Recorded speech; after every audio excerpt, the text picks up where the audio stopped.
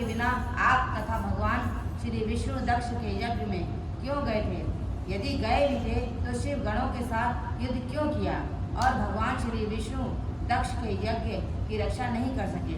श्री ब्रह्मा जी ने उत्तर दिया, प्राचीन काल में मेरा एक पुत्र था, उसका नाम चू था।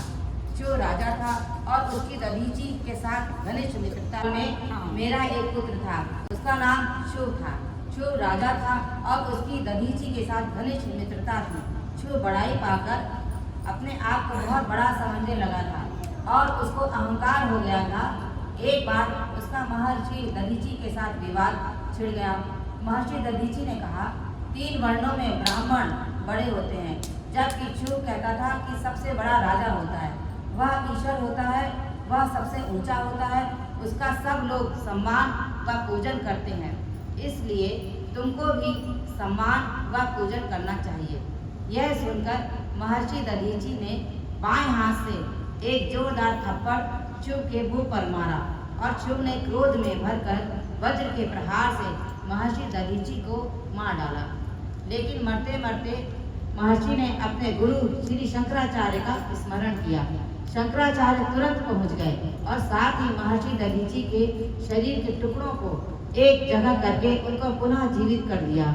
जीवित होने के पश्चात महर्षि दधीची ने श्री शुक्राचार्य जी से पूछा, प्रभु मुझको कोई ऐसा उपाय बताइए जिससे कि मैं अमर पद को प्राप्त कर सकूं। श्री शुक्राचार्य महर्षि दधीची का मर्म समझ गए कि यह राजा चू से अपना बदला चुकाने के लिए ही अमरत्व की प्राप्ति करना चाहता है। उन्होंने कहा, देखो महामृत्युंजय मंत्र द्वारा ही तुम अमर पद को प्राप्त कर सकते हो, इससे तुम सभी कार्य सिद्ध कर सकते हो। वह कौन सा काम है जो कि भगवान शिव जी की कृपा से नहीं हो सकता? अमर पद भगवान श्री सदाशिव ही प्रसन्न होने पर प्रदान कर सकते हैं। वह सारे संसार के स्वामी हैं।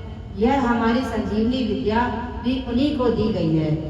उन्हीं की कृपा से रावण आदि अभय या अमर हुए हैं। उनकी कृपा से महर्षि विश्वामित्र ब्रह्म ऋषि बने हैं। ब्रह्मा जी भी उन्हीं की कृपा से सृष्टि की रचना करते हैं। महर्षि मार्कंडे उन्हीं की कृपा से दीर्घायु पा चुके हैं। भगवान शंकर की कृपा से इंद्र शत्रु रहित और अभय हैं। भगवती शक्ति भी उन्हीं की कृपा से हैं। भगवान श्री रामचंद्र जी महाराज, श्री कृष्ण जी महाराज और श्री परशुराम जी ने भी उन्हीं की कृपा से शक्ति प्राप्त की है। महर्षि दधीची श्री शुक्राचार्य के ऐसे वचन सुनकर बहुत प्रसन्न हुए और उनसे दीक्षा ग्रहण करके उन्होंने वन में जाकर तप आरंभ कर दिया। उन्होंने महामृत्युंजय की विधि पूर्वक जप कर भगवान श्री सदाशिव जी महाराज के लिए बड़ा तप किया। उनके तप से प्रसन्न होकर भगवान श्री शंकर जी बड़े प्रसन्न हुए और उनको साक्षात दर्शन देकर उनको वर मांगने के लिए कहा। भगवान श्री सदाशिव जी महाराज के दर्शन करके महर्षि अत्यंत प्रसन्न हुए और उनकी स्तुति करके कहा, प्रभु आप मुझे 3 वर दीजिए। एक तो यह है कि मेरे शरीर की अस्थियां वज्र के समान हो जाएं। दूसरा यह है कि मैं सबसे अवध्य हो जाऊं।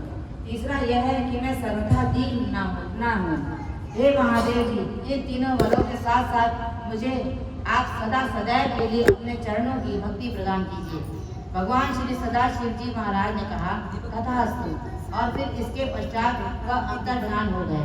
ब्रह्मा जी ने कहा, हे नारद, अब महर्षि दधीची वहां से सीधे राजा ध्रुव को मारने गए और उसके सिर पर लात मारकर कहा, यह कौन पड़ा हुआ है?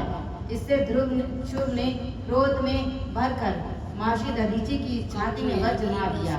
मगर भगवान श्री सदाशिव जी महाराज के कारण महर्षि दधीची को रत्ती भर भी चोट न लगी। यह देखकर मेरा पुत्र श्री ब्रह्मा जी का पुत्र राजा चू आश्चर्य में पड़ गया।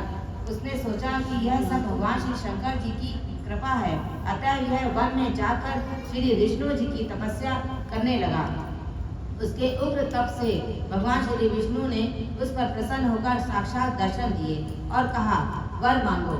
राजा चू ने कहा, महर्षि दधीची जो पहले मेरा मित्र था अब मेरा शत्रु बन चुका है। भगवान श्री सदाशिव की कृपा से उसका शरीर अब वज्र के समान हो चुका है। वह मृत्यु से अभय हो गया है।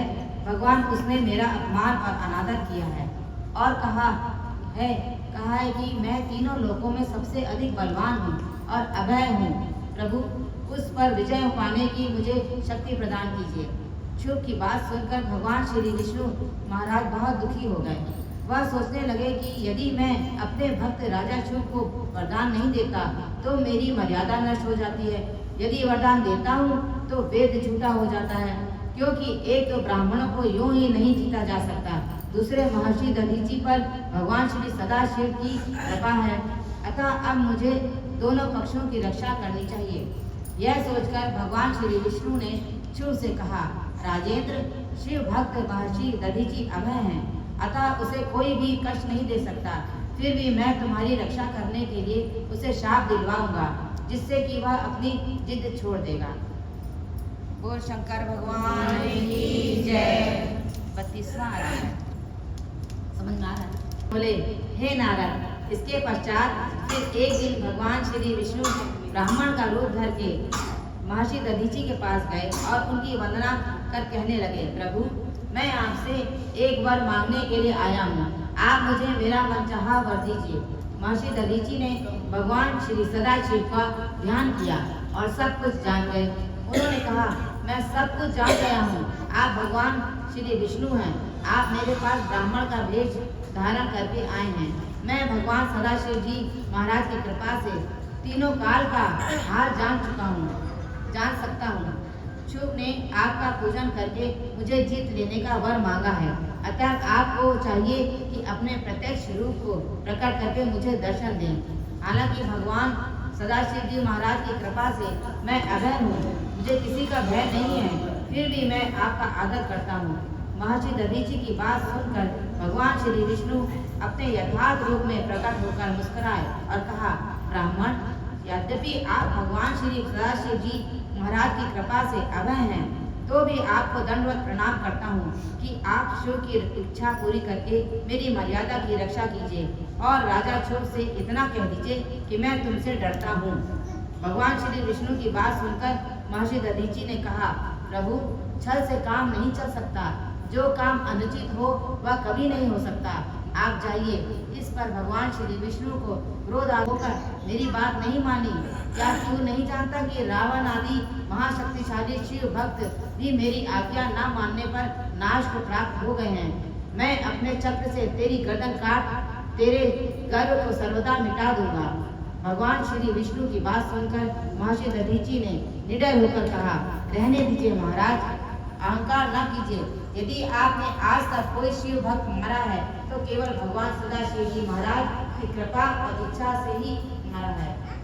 रावण को मारने में भी आप तभी सफल हुए थे जब आपने भगवान सदाशिव जी की महाराज से बाण प्राप्त कर लिया था। तारक खंड पर चक्र नहीं चलता। यदि आपको मेरी बात का विश्वास न हो तो आप परीक्षा करके देख सकते हैं। महर्षि दधीचि के अहंकार पूर्ण वाक्य सुनकर भगवान श्री विष्णु अपने क्रोध को ना रोक सके और सुदर्शन चक्र को उन पर चला दिया, लेकिन चक्र चला ही नहीं। इस पर महर्षि दधीचि ने मुस्कुराते हुए कहा, यदि आप कुछ हैं ही तो क्रम से ब्रह्मास्त्र आदि अस्त्रों तथा बाण आदि का प्रयोग कीजिए। महर्षि दधीचि की बात सुनकर भगवान श्री विष्णु ने भीषण गर्जना की, जिसको सुनकर उनकी सारी सेना वहां आ गई और उनको साथ लेकर उन्होंने महर्षि पर आक्रमण कर दिया। परंतु यह आक्रमण धर्म के विरुद्ध था, क्योंकि महर्षि दधीचि अकेले थे। फिर भी वह निश्चित होकर बैठे रहे। विष्णु जी तथा उनकी सेना ने उन पर अपने सभी अस्त्र चलाए, लेकिन उनसे कुछ भी ना हो सका। अब महर्षि दधीचि ने मुट्ठी भर कुश उनकी ओर फेंक दिया। वह कुश असंख्य त्रिशूलों में परिवर्तित होकर देव सेना को प्रलय याग्नि के समान अग्नि ज्वालाओं से आयुधधारी देवताओं का संहार करने लगे और देवता भाग कर अपने प्राण बचाने लगे। देवताओं को भागते देखकर भगवान श्री विष्णु ने अपनी माया से अपने बहुत से रूप प्रकट किए, मगर महर्षि दधीचि ने भगवान श्री सदाशिव जी की महाराज को स्मरण करके उन सबको भस्म कर दिया। तब भगवान विष्णु ने अपना विराट रूप दिखाया, लेकिन परम शय दधीचि पर इसका कोई प्रभाव नहीं पड़ा। वह मुस्कुराते हुए बोले, आप माया से काम लेते हैं, यह तो केवल मन की गति है। अब तनिक भी मेरी ओर देखिए। इतना कहकर महर्षि दधीचि ने भगवान श्री सदाशिव जी महाराज का ध्यान करके अपने शरीर से असंख्य जीव उत्पन्न किए। देवता तो भाग ही कर रहे थे, लेकिन भगवान श्री विष्णु फिर भी युद्ध से परामुख न हुए। अब मैं राजा क्षुर को साथ लेकर दधीचि शिव युद्ध देखने के लिए गया। मैंने निश्चेष्ट भगवान श्री विष्णु तथा देवताओं को युद्ध करने से रोका और समझाया, आप वेद विरुद्ध कार्य क्यों कर रहे हैं? आप भगवान की सदाशिव जी महाराज की अपेक्षा कर रहे हैं। यदि वेद और शास्त्र एकदम झूठे हो जाए तभी आप जा सकते हैं, वरना नहीं। मेरी बात सुनकर भगवान श्री विष्णु शांत हो गए और दधीचि मुनि के पास जाकर उनकी स्तुति करने लगे। राजा क्षुर ने भी महर्षि दधीचि के पास जाकर बड़ी दीनता से उन्हें प्रणाम किया और बड़ी प्रार्थना की। भगवान श्री विष्णु ने महर्षि दधीचि से कहा, ऋषिराज, यह क्षुर आपका मित्र आपकी शरण में आया है। आप इसके अपराधों को क्षमा कर दीजिए। यह अज्ञानी है और आप अनन्य शिव भक्त हैं। भगवान विष्णु की बात सुनकर महर्षि दधीचि प्रसन्न तो हो गए और उन पर कृपा भी कर दी, परंतु विष्णु आदि पर उनका कोप कम नहीं हुआ। उन्होंने विष्णु आदि देवताओं से कहा, तुम लोगों पर भगवान सदाशिव जी महाराज को कोप होगा और तुम्हारे कर्मों का उचित दंड तुम्हें मिलेगा। इसके पश्चात उन्होंने राजा क्षुर से कहा, क्यों राजन, अब तो तुम्हें मालूम हो गया है ना कि संसार में ब्राह्मण सबसे ऊंचे हैं, जो राजाओं और देवताओं के भी पूजनीय हैं। महर्षि दधीचि को प्रणाम करके राजा क्षुर अपनी राजधानी को चला गया। विष्णु आदि देवता भी अपने लोक को चले गए। तब से उस स्थान का नाम थानेश्वर हुआ, जहाँ पर कि भगवान श्री सदाशिव जी महाराज के दर्शन करने से सहज ही मुक्ति प्राप्त होती है। बोलो शंकर भगवान की